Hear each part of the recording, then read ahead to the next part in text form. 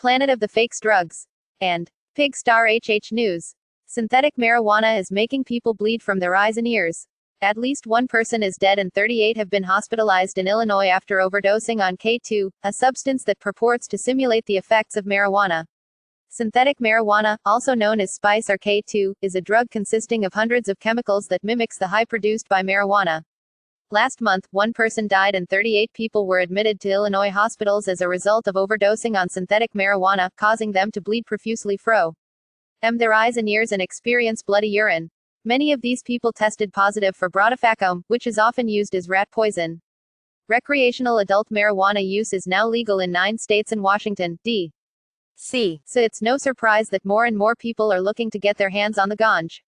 But in states like Illinois, where marijuana is still illegal, some people are instead ingesting synthetic marijuana, an incredibly dangerous substance that is said to mimic the high you get from pot.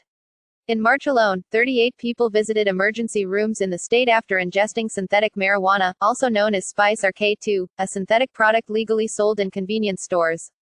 Their symptoms ranged from severe bleeding from the eyes and ears to coughing up blood and having a severe bloody nose. According to Illinois' Department of Public Health. On Saturday, one person even died after consuming the drug, the Chicago Tribune reported. Despite the perception that synthetic cannabinoids are safe and a legal alternative to marijuana, many are illegal and can cause severe illness, Nirav D. Shah, director of the Illinois Department of Public Health, said in a statement. The recent cases of severe bleeding are evidence of the harm synthetic cannabinoids can cause. Now, public health experts are warning people once again about the dangers of synthetic marijuana. What is synthetic marijuana? Image. A pouch of synthetic marijuana. Synthetic marijuana is typically made up of dried and shredded plant material, which is meant to look like marijuana. That material is then doused with any number of chemicals, including synthetic cannabinoids that are meant to get the user high. According to Leafly, these chemicals work by binding to the same system of receptors in our brains as tetrahydrocannabinol THC, the primary psychoactive ingredient in herbal cannabis. In some cases, synthetic marijuana can be 2 to 100 times more potent than naturally occurring THC. Why are doctors freaking out about synthetic marijuana? Image. Spencer Platt, Getty Imagesgetty Images. This isn't the first time that people have overdosed on synthetic marijuana. Last year, more than 100 people in Lancaster, PA, were admitted to the hospital after overdosing on K2.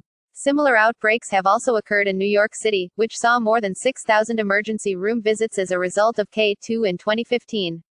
Part of what makes synthetic cannabis so dangerous is that there's often no way to tell what chemicals are in the drug. According to the University of Arkansas for Medical Sciences, there are now more than 150 different types of synthetic marijuana compounds now on the market, and the Centers for Disease Control and Prevention has issued a statement saying there are no standards for making, packaging, or selling synthetic cannabinoid chemicals. That means that 2 packets of a brand-named product may have completely different chemicals.